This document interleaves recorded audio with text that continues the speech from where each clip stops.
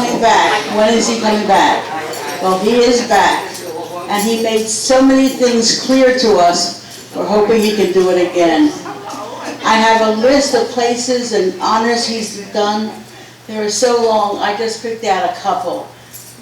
Not that I really have to say them, but he's been a Fulbright fellow. He's gone for Annenberg. He's been a fellow.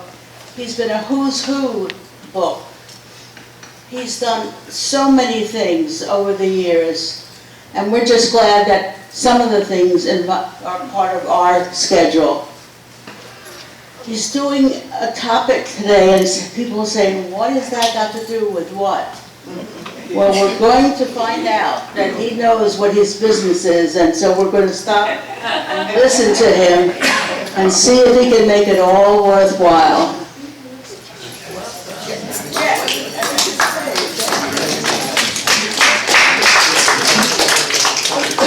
Yes, please call me Jeff.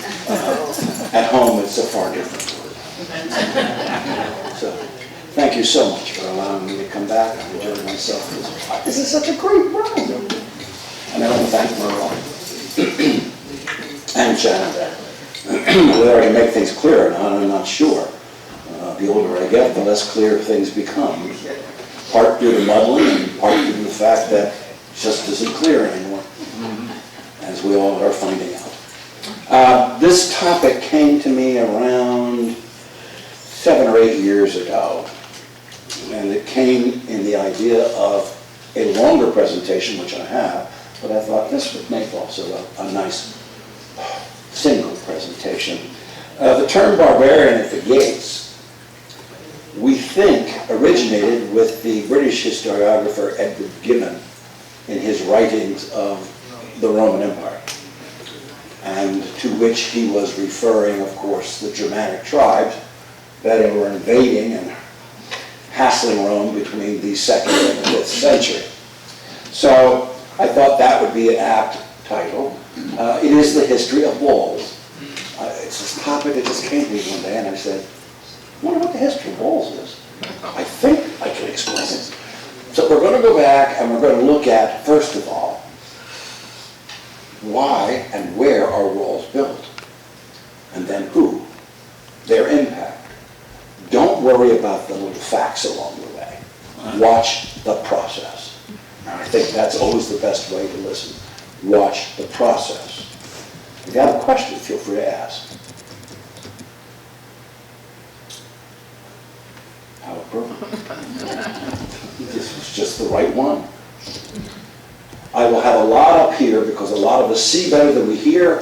A lot of us hear better than we see. Some of us are lost. So if you're not off, at least you'll have accomplished something. You are only confined by the walls you build yourself. Obviously, this can mean to groups of people, but it can also mean ourselves in our lives. And the areas, and we're going to look physically, that built walls were primarily in Asia and Europe. The African continent and the Americas tended not to be wall builders, and there are reasons for that. So if we look at Africa and South America, nature, because of their equatorial positioning, gave them jungles, deserts, mountain ranges. In Africa specifically, Africa itself is a plateau of plateaus. So people tended to stay where they were. Geography cut them off from each other. Whereas in North America, we do have those things, but we mainly have these vast plains, which found themselves to be the ideal sort of interstates for nomadic people. And so they have these internal and external barriers for all three. Don't forget, all three continents are surrounded by oceans from the majority of the rest of the world. So they were in their own way isolated for a long period of time, and we know our history.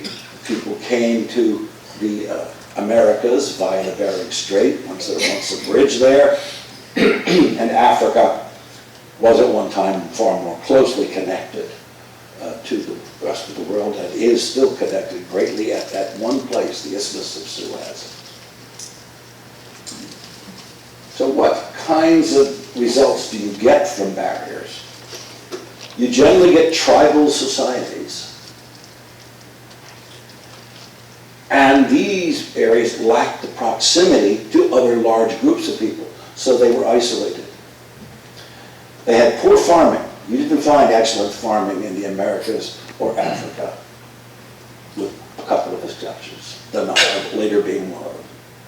The climate was bad, the soil was bad, it's very reddish. And one thing's interesting about the Americas and Africa, no work animals. Didn't suit them. If you ever notice the old movies about these groups of Europeans going into Africa, they always had men carrying things, bearers. There weren't parades of animals. The problem in all areas was they didn't have these animals that could pull a plow. So generally, if they did have small farming communities, people had to pull the plow. The problem in Africa is insects, which kill the work animals. Whereas in North America, they did have these same tribes, but they were also pastoralists. They wandered. They sometimes followed the game. Sometimes they followed a route and would come back to the same point. And again, they lacked the proximity to large numbers of outside people. Again, farming was not extensive. The soil was good, the climate was decent. But again, the animals that could make it possible to produce enough food weren't there. So, where we do build walls, why do we? It's really an expression of an us versus them attitude. What would cause that? Well, first of all, we build walls to keep some other people out, the thems of the world. It's always been the case. We're going to find who the thems frequently were. So, that's a familiar kind of structure. We also used it to keep people within society. Prisons, for example. When you want to isolate somebody from contaminating the rest of us. It also is used to declare mine. I love that part from Finding Nemo. But it's also there to give us a sense of security. And we know how that's being broached in the world today. But we also build walls just because nature doesn't provide them. So who built them? Well, those who had something they valued enough to protect. Now, nomads, in their existence, were pastoralists, wanderers, usually with herds that they would take from one pasture to another, frequently staying at a summer pasture and then moving to a winter pasture, and around again. The route becoming their route, and pastoralists could get into conflict over who got the right to the pasture. But they didn't have a permanent location. There was no GPS. You couldn't say, oh, well, the Mongols are at latitude. You couldn't do that. Couldn't find them. And the key, and this is a key to much of what we're going to say, is that people who followed pastoralist herding societies never produced a surplus of food. That is so critical in the definition of society in general and the terms we're going to use today, the surplus of food. In a pastoral society, there is what we would call a gendered division of labor. Not that there isn't in others. The wives, the women, the girls would be caretakers and gatherers. The men would hunt and herd, and if the group needed defense, they were the ones called upon. They used weapons, therefore, on a, I won't say regular basis, but they had them. They don't need walls. Walls are a problem for them. It would block them from where they want to go. At some point, and I'm convinced it was a woman. Well, you know, when you travel from one pasture to another, you got to take food for the animals. And I'm suggesting that when they went from a, say, summer pasture, they bound up some of the grain that the animals would need as they traveled, and those grains had seed heads. The earliest one we know is a precursor of wheat. It's called emmer. And they would take that with them and probably have a bit left over. They would store it when they got to the new pasture, and some of the seed heads would fall off. They would eat whatever they would eat there normally. They would go back to the summer pasture next year, follow the same procedure, and at some point, someone, and since the ones feeding the animals frequently were the women, she noticed, wait a minute, that's what we bring here. Why is it going here now? Somebody made the connection that the seed head is what gave the plant its existence. At that point, somebody may recognize it, somebody may do nothing about it for long periods of time. But at some point, a group of people decided to take those seeds and throw them. Well, let's see what happens when we come back next year. And when the crop was there, and they knew it was there at the other place in more abundance, they had a decision to make. If we can grow this, we don't have to wander. We can stay where the food is. The decision to farm came along. And this is the first step towards what we call civilization. Civilization, as we shall see, is a very specific word, but it only happens when you're stationary and have a surplus of food. We're going to stay here, they said. That's a huge cultural decision. They became farmers. They were in a permanent location. Everybody knew where to find you. You had this food surplus. The labor was more shared, so the female role stayed basically the same, but the male was around more often, not off hunting. He was probably herding. But the use of weaponry was not as essential as it had been. However, there were still other nomads out there, and they might wonder, who are these people? And they come back and say, they're still there. Ooh, why are they there? They would discover that the settled food producers had that surplus of food, and they always knew where to find them, because they weren't roaming. Now, David Fry declares that a wall is a marker of civilization. Its goal to keep the barbarians at bay. We're going to look at that word civilization, and we're going to look at the word barbarian and their origins. To the civilized people, however you want to define it at the moment, barbarians looked like this. They had horses and animals. They were nomadic. They were thieves because they would come and steal. They had no morality because they were stealing, and they were probably killing in the process. They didn't have skills. They seemed to be brutes. They were uncivilized. To be civilized is neither good nor bad, except if you're civilized. At which point, anybody who's like you, not like you, ain't worth it. So it only becomes a nasty thing when it's used by civilized people.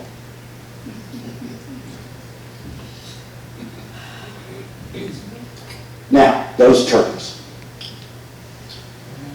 Civilized comes from the Latin word civitas, which which is a social body of citizens bound together by law. That's what makes you part of a group, as we shall see, a citizen. Whereas the word barbarian is Greek in origin.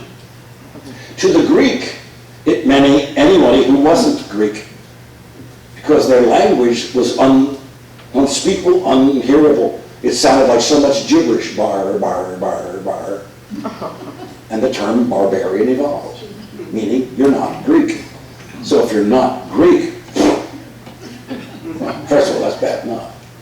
But you're uncivilized. People are very proud of their existence of who they were. And civilized people lived within protected city limits. So civilization is characterized by living in communities, tight communities. We'll call them cities. Whereas the barbarian runs free. He's not bound by the city. So what's the difference? Well, what happens when you have a surplus of food is that not everybody has to be a farmer. Because people out there growing food have plenty. How many of you are farmers? Now, how would you exist if somebody else weren't growing excess? That's the point. So, what did you do with your life? If you didn't farm, you had to have done something else. That's the beauty of civilization.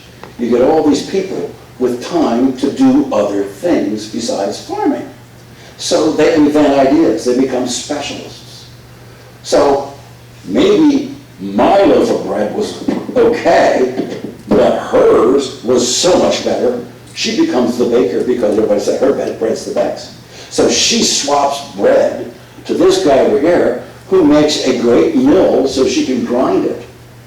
Slowly you get a community of people specializing in what they do best.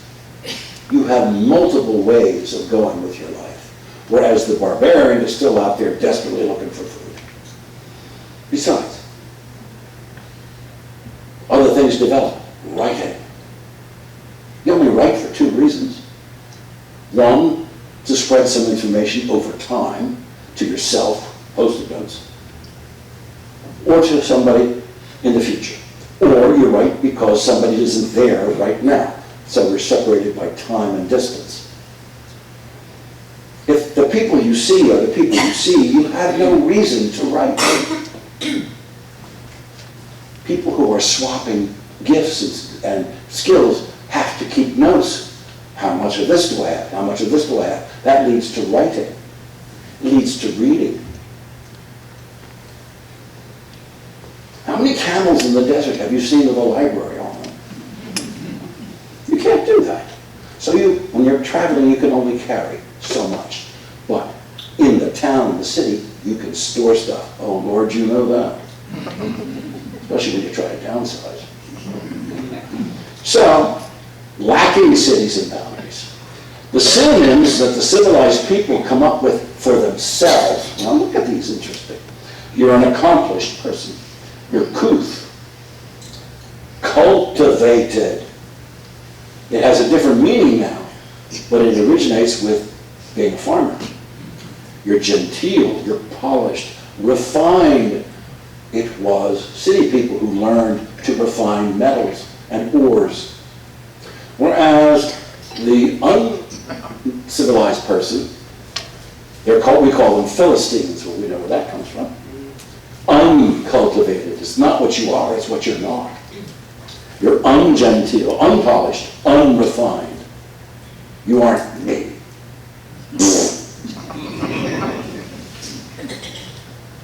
So now where did these civilizations first begin? Mesopotamia, Egypt, on the banks of the Ganges River in India, and in the Yellow River in China. And they occur in that order because conditions were met there first, and there are reasons for each. We won't go into every one. We won't. So these are your earliest civilizations and societies where we find surpluses first. Now the Egyptians and the Indians did not become wall builders, whereas the Mesopotamians and the Chinese did. So And now we've got the question of why. So let's look at it. Look at it. Here, tucked away in northeast Africa, is the Nile Valley. At the only connective point with the rest of the world, but still, it's a desert, the Sinai. It's like it's hidden. It becomes developed maybe around 6,000 years ago because of climatic change. The ends of the Ice Age caused wind pattern directions to change, and the Sahara began to form. There were societies, hunting societies, living there relatively comfortably. But people migrated as the conditions got worse. Should be familiar with that. And they found this river, and they learned and discovered its patterns, and this great society developed here. But it was not connected, except there. So whenever Egypt had problems, that's the direction from which the problem came.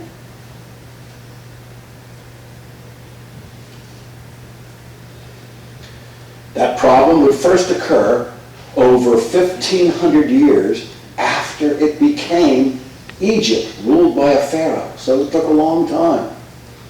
And the people came in were the Hyksos. You can see it in the upper right. This is the Babylonian and the Hyksos invade 1750. You probably never heard of the Hyksos. You'll probably never hear of them again. But having lost to every other nomadic group, they still knew about the horse and the wheeled chariot, which the Egyptians, in all their sophistication, had never seen. So when the two armies met, the Egyptians lost because they were technically behind due to their isolation. It would take a century, century and a half, but the Egyptians would eventually adopt the ideas and drive the Hyksos out. But it was isolation, which had been their blessing, that became their curse. And they had come in exactly the way we projected.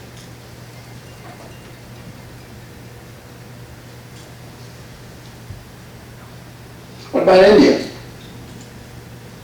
Mountains to the east, the Himalaya to the north, the Hindu Kush to the northwest.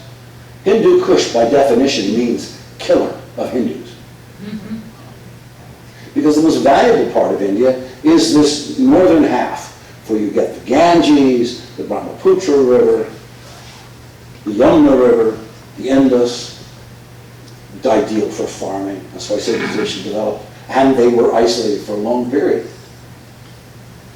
But through those Hindu Kush mountains to the northwest come a number of passes, and this is the Khyber Pass. It's like, enter here. It's not easy, but many groups did. Once it was found, what was on the other side? Walls have been built, and India, you developed its unique culture. It's Hindu culture. And then it had to adapt to the ones that would come in with more sophisticated weapons and organization.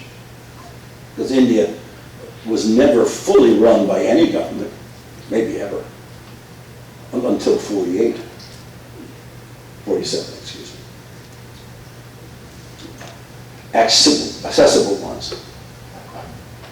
This piece of land here, we call it the Middle East. It's as though every major interstate crosses there.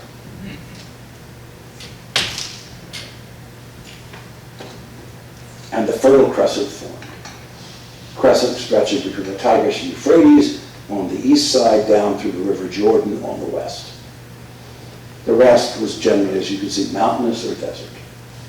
So when people traveled through this only connected point of Asia, Africa, and Europe, this became the route you took. And thus, it became filled with many different types of people. China, on the other hand, look, it has an enormous amount of land here, which is the base of China today. To the west, you have these great mountain ranges, the Tibetan range, the Himalayas. You'll notice there's never historically any contact between India and China. and the Gobi Desert to the north. But you had this route from Central Asia, which would become the Silk Road later, and much later, this road along the coast. So the Mongols and the Manchus would invade successfully.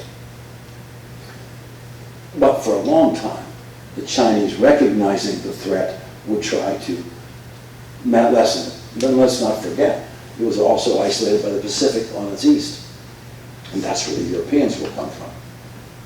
Boxer. So like the Israelites, and that is a picture of the River Jordan at one point.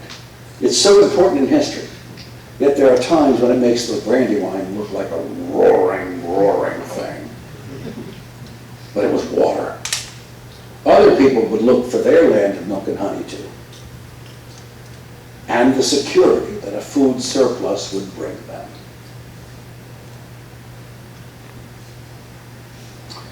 Abraham, we're told, comes from the city of Ur of the Chaldees, here at the very southern portion of ancient Mesopotamia. Very prominent city. And it would be attacked by the children of Shem. Elam, the Elamites, as they refer to. And they would destroy Ur around 4,000 years ago. Again, here is your wall. This is something else that's true. The civilization of Mesopotamia, they all lived in separate walled cities because of the threat, not just of people, but the river itself was unpredictable. And the people of the Elamites would attack and destroy. And found in the collection of the University of Pennsylvania was this lament on the destruction of Ur 4,000 years ago. Dead men, not potsherds, covered the approaches. The walls were gaping, the high gates, the roads were piled with the dead. In the side streets scattered they lay, bodies dissolved like fat in the sun. It's interesting that within the 150 years before this event in Mesopotamia, we find similar laments written in Egypt, not about people invading, but because the climate had been changing.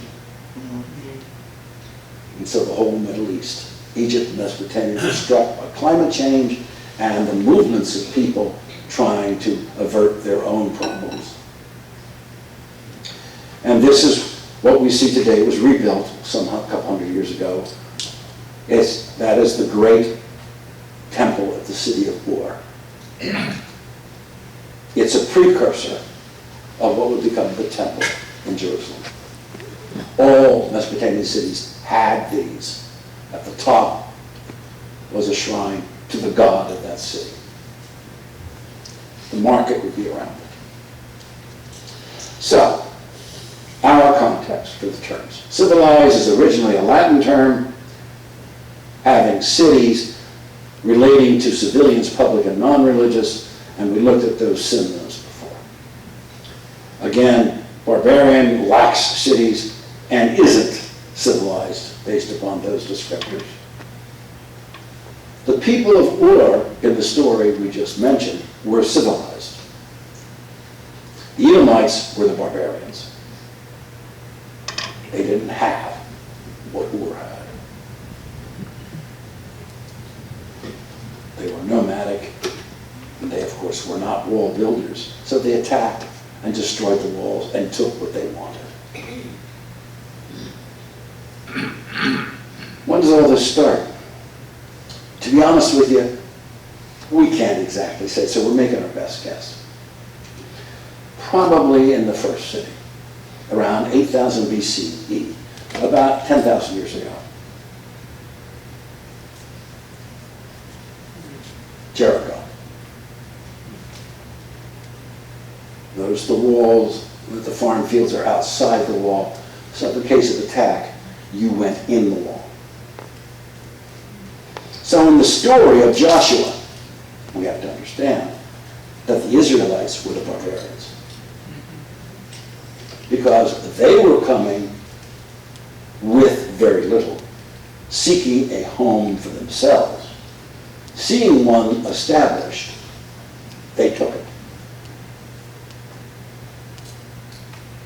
Now they become civilized because they have to learn to live in the city. It's always interesting. Why does Moses get 10 commandments en route? Because the Jews have never lived as a group under their own authority. They'd come from Egypt. They needed basic laws. Moses gets them. This is the start of how you live in more compact groups on your own. And the tribes still did their own thing. But there was a basic law you're expected to follow. It's interesting that the Quran lists laws. Why? Because the Arabs that Muhammad came to direct had been wanderers, nomads. So they needed laws too. So those societies, when they coalesced into single groups for the first time, now had rules. And they were helpful. The people of the steppe, the Huns, the Bulgars, the Mongols, will all be barbarians and move.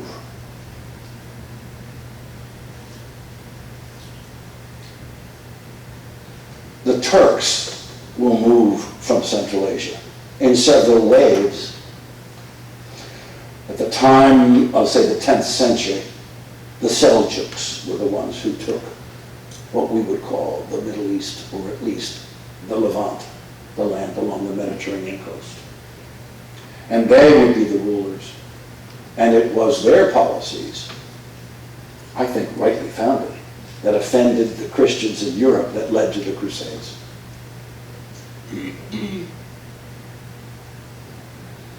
China built walls. Now what we see here is the 17th century, I call it the tourist wall, built by the Ming Dynasty, the second to last. They all don't look like that.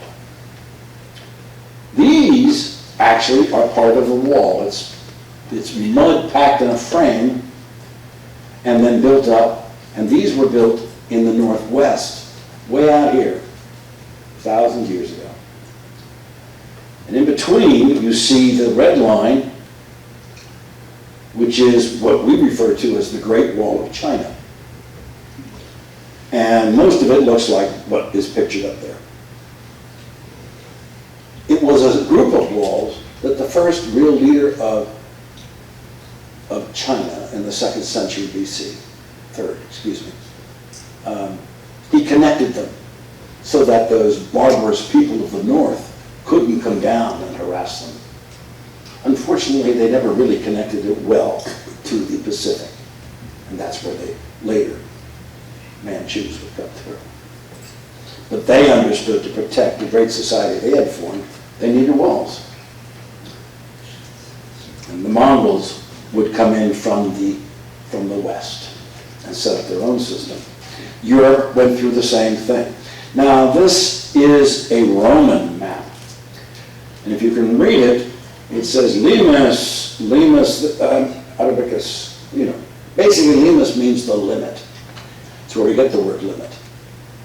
It was a fortification, if you will. Nothing heavy. You ever heard the word palisade? Well, the Latin word for a stake was a palus, P-A-L-U-S.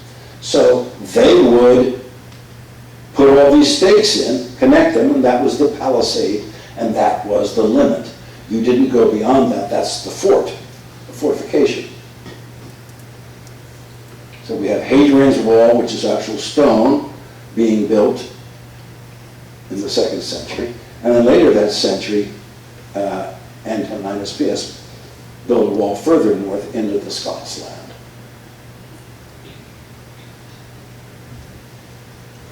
Remember the civilized versus the barbarian. The phrase, beyond the pale, that comes from the Latin word palus, the stick, the fortified area. So if you stayed on this side of the pale, you were safe. If you went beyond the fortification, the palace, the palisade, who knew what could happen? That's the land of the barbarians.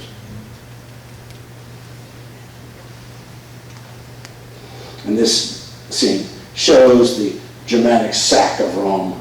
Here you have the cowering Roman women and children on the right, and then on the left you have these brutes, as they're pictured, the invaders. And few Roman men you see are down or being killed.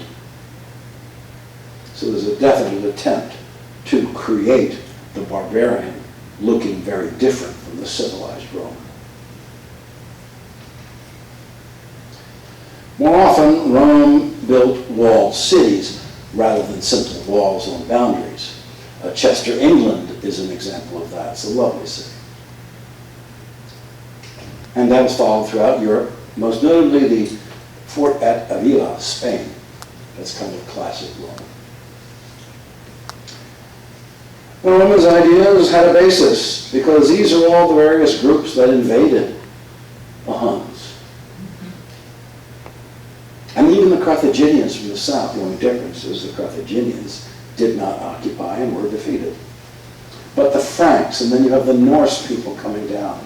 It was simply a normal part of life in Rome to be invaded, and eventually Rome would fall in the 5th century. But by then, they had developed the Eastern Roman Empire based by Constantine in what was then Constantinople, a walled city. And people had historically tried to take down the walls of Constantinople, brilliantly placed on the Golden Horn. The Muslims had attempted on several occasions, and finally, Murad II would breach the walls. And the whole nature of war changed on May 29th, 1453. Because he hired a Hungarian named Urban. Current name too. And he built what was called the Horrible Bombard. They had a cannon. This sucker was 22 feet long. It fired a shot weighing about a ton. It could send it a mile. It could be shot 8 times a day. And over time, the Horrible Bombard, in addition to the Navy and then sneak attacks around the back end, brought Constantinople down. The walls were breached. And from that day on, it was known as Istanbul.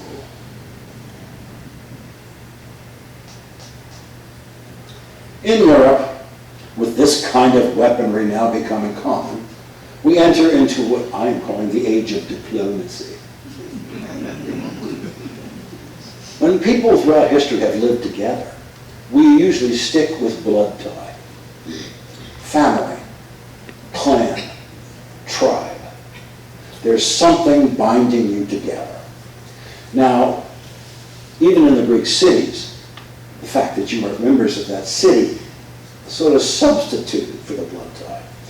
In Rome, you now had this civic attitude developing, and that went to empire. But the nation, the idea of nationhood had not emerged. But in 16th and 17th century Europe, we find the world changing. You had exploration in Europe, the Reformation, the wars of religion. And this led to a huge realignment of loyalties and people going, who am I? Where do I fit?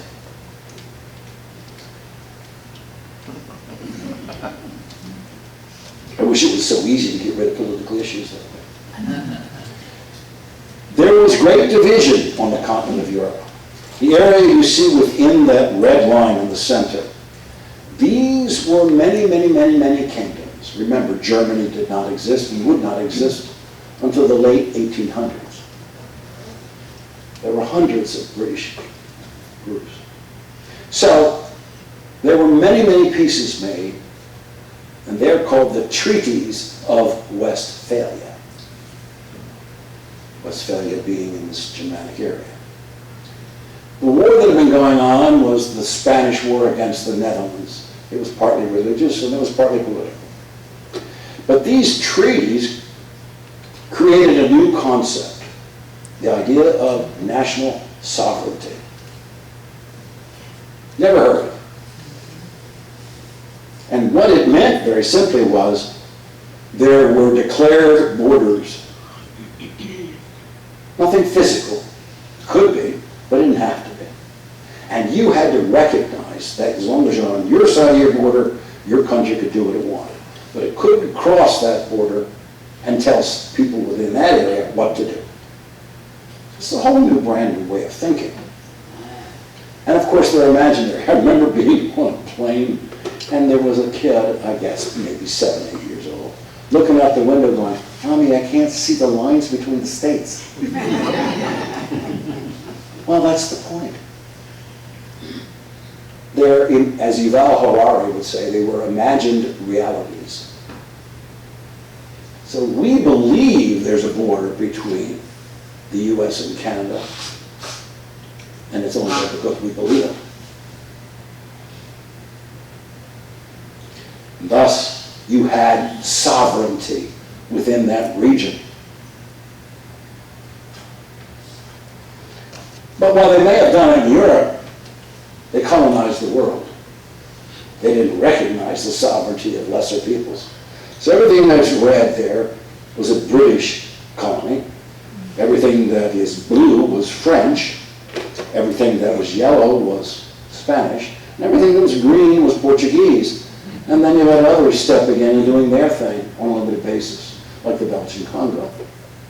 So as long as I thought you were my cultural equal, I recognized your sovereignty. But you hadn't been part of the deal. You were up for grabs.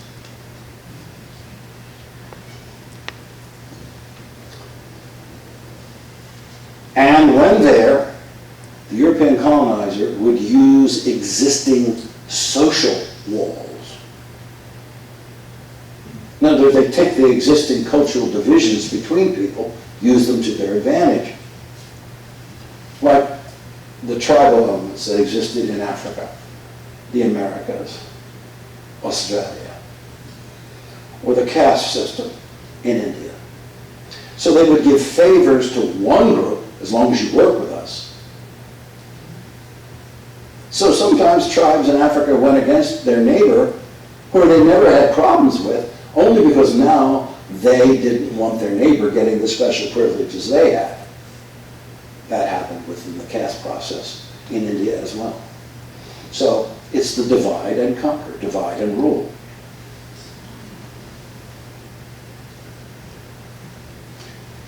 So they made new lines.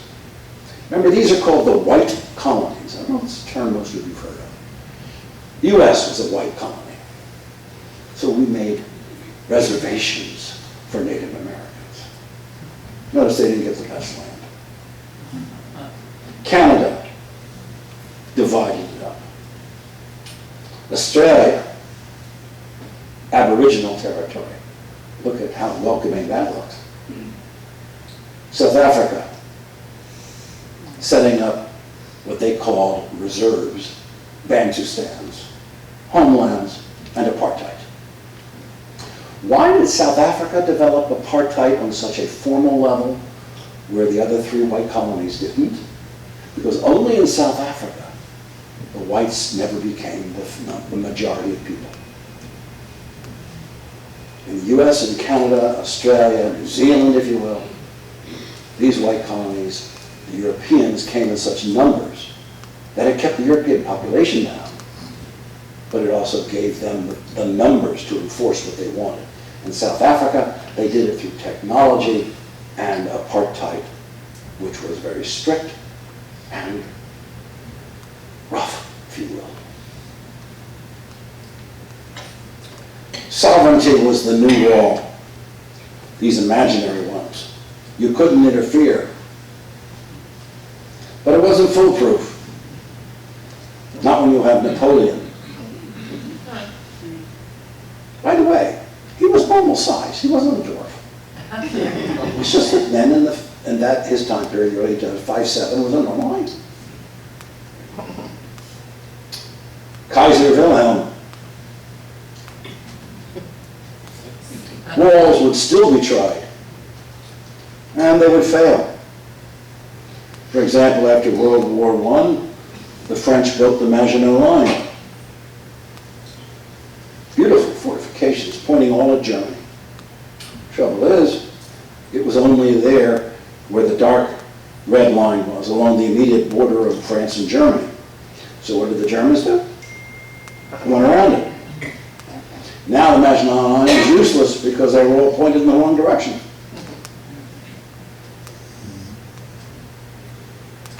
And after World War II, a psychological wall emerged.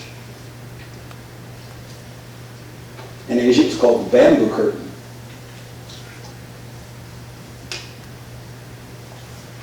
In addition, during that war, new weapons had again been invented and had spread in post-war Europe and America. Nuclear.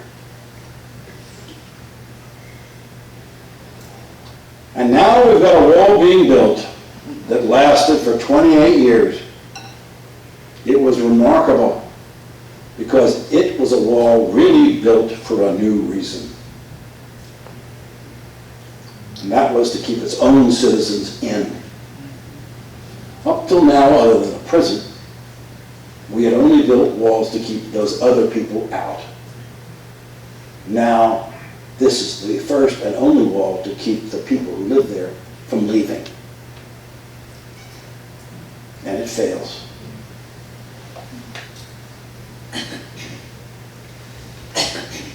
When the Soviet Union fell in 1989,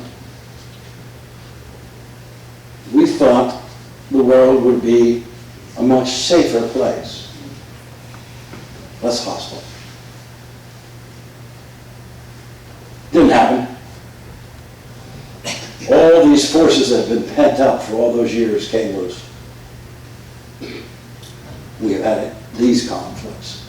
The Iraq Wars 1 and 2, 9/11, the Afghan War, the fall of Mubarak Gaddafi and the civil wars and African coups after the Arab Spring, refugee crises in all of these locations. Because the climate is changing. The rise of terrorism, repression in South America, the rise of nationalism around the world. Remember, nationalism isn't patriotism. Patriot says, I will give all I can to defend my country. A nationalist says, I will do all I can to spread my country's wants.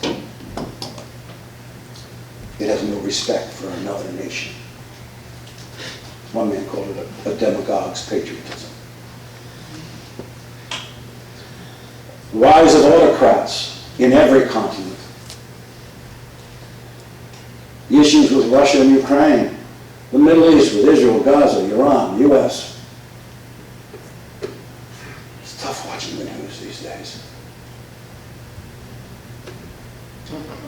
But we are in an era of more wall building. However, the walls today aren't being built to stop armies. It's not a national line. This is a picture taken from Turkey, trying to keep the people of the Middle East from going further west. This map shows you if the line is red, the wall has been built or is being built. If the line is green, the wall is being planned.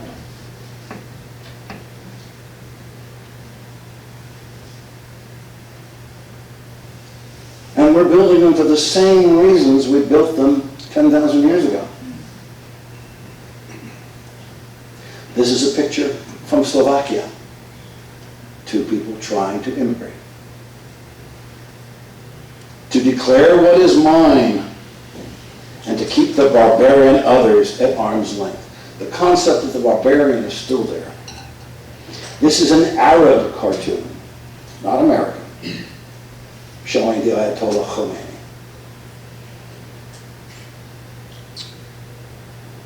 This is quite recent. A group is formed in this country called the Return to the Land Group. This is its founder. Eric, I think it's pronounced Howell. And it's located in Arkansas in the Ozarks. Its motto? No blacks, no Jews, no gays. This is formed in 23. And there are some who say, God, just let them go there so we can keep them out of the mainstream. But then there are those saying, no, it's wrong. Much as we don't want to be among them, they're there. And it's growing, and they're proposing other locations. So even our popular imagination, remember Game of Thrones? The Wall. Besieged by the barbarians beyond the wall. The wild beasts beyond the wall. Fears there. Here's a quotation by Benjamin Netanyahu in 2016. We will surround Israel with walls to defend against wild beasts. Sounds like Jericho. And of course we know the wall is being built and that wall is many, many miles longer than the Green Line. So this is our Mexican border, and others are following suit. However, we must remember, a wall is an expression of fear, not strength. So we began with this. You're only confined by the walls you build yourself. And I close with this comment from 2019 from Pope Francis. Builders of walls, be they made of razor wire or bricks, will end up becoming prisoners of the wall they build. So in retrospect, here we've got a bunch of Native Americans looking down at the European shipwreck. We should have built a wall. Nah, wouldn't have worked. In the end, the walls always fail. And the builders become isolated, and very importantly, they become irrelevant.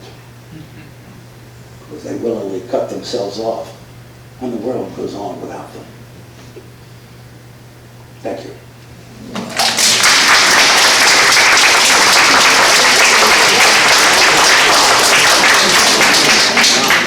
I thank you for coming. Have any questions? Yes, sir. That group that wants to build this community, what's wrong with this microphone? Why do we need Jews? Why do we need whites? Why do we need Negroes? Why do we need that? Wouldn't it be a wonderful thing, and I say that, if everybody of that ilk moved there? Well, that is the thinking of something. Let them go. Yes, let them go. Let 'em and then go. put a wall around it. Very good. Very good, Larry. Yes, ma'am. Where do you think that a unity of language or a unity of religion fits into the things that you've been telling us? Could What- you repeat the question? I believe the question was, where does a unity of language and religion fit into this? Well, it can go both ways. You know, there are many Americans who insist that whoever comes here speak English, want to make English the national language. On the one hand, it does unify. It's the greatest divider of people in history, not knowing what the other person's saying. Not being to truly understand what they think. So it can be a great unifier for those who speak the language. But it's an automatic push-off against somebody who doesn't. Religion, some religions are quite tolerant. The three Western monotheistic religions tend to be inclusive while really being exclusive. You're fine if you join the group, but if you're not in the group, then you're those poor people who just never have gotten the word. I used to work with, in Westchester, in what was known as the Westchester Religious Council, and it was interfaith. It was a wonderful organization. And we would plan and do things, and we had Muslims and Hindus and Roman Catholics and Protestants of various stripes and Jewish community, and we had Baha'is. But the pandemic ended it, which is a shame because most of us were older, and the group just sort of broke up. And it's something I miss. So on the one hand, it can be a unifier if you speak the language, if you're of the religion. But unfortunately, not everyone has the language, which is why I value those who teach ESL so much, for people who want to learn the language. But it takes around 3 generations for a new group of immigrants to blend in. The first group, of course, are the ones who come originally, and the language of the homeland is the language. The second generation, if they're children, they learn the language fairly quickly, but they also hear the other language at home, and I'm saying, oh, you're blessed, you're bilingual, but they want to be American. And then you have the third generation. These are the ones who first, or primarily the ones who will fit in. These are the ones who will usually be the first, I would say, economically, socially acceptable ones. But there can be problems with that, because some homes are strict with their traditions, and especially tough on girls who want to be an American girl, but at home live under the strictures of the traditional country. So it's not easy, but you raise up 2 points. And if religion really practiced what it preached, it might be a great connector. Yes? Well, the problem of religion has got to be no tolerance. That's the problem. Can you repeat The all? problem of religion is no tolerance, when in fact most religions I know pretend to teach tolerance. That's right. Exactly. So we don't practice what we preach. I mean, that's a poor application. A classic situation there is developing is India. Hindus are traditionally extremely tolerant because their ideas on religion are widespread. You would ask one Hindu, are you a monotheist or a polytheist? He'll say, I'm a polytheist, I worship many gods. But there are some who say, no, we're monotheists. We believe in an all-creating spirit. These gods are merely that aspect. So in that respect, we're kind of like the Christian Trinity. God in different forms. So they don't agree with themselves. So I had a dear friend who, in her fireplace, which was her shrine in her home, she had a statue of Buddha, she'd have several Hindu statues, she had a Christian cross, she had a Star of David, she had something representing Islam, totally tolerant. Well, the current leadership of India is reacting to its past, as people do. And Mr. Modi, Narendra Modi, is the head of the political party. It's the Bharatiya Janata Party, which means the Indian Nationalist Party. And the Hindus are becoming very intolerant. They were taught that lesson by the Muslim invaders and the Christian invaders. So, here we go. Yes, did you have a question? Where do you see AI coming into this? Where does what? I'm sorry. Where do you see the development of AI coming into all this? Well, you're asking an 80-year-old man about AI.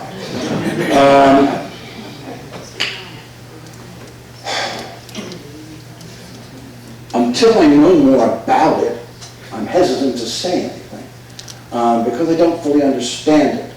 But what I do know is that simply because you create something doesn't mean it'll work for your benefit. One of the problems they're finding, and have found, is that AI has been, examples of it have, if it makes a mistake, it blames it on something else. It's very human. So I don't know how you get that out of AI when there's a flawed human being putting the information in there. There's a certain equality of availability of information.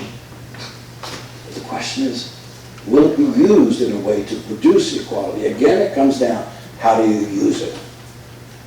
So my answer is, I'm an ignorant man. I don't know. I have my concerns. Most of them are due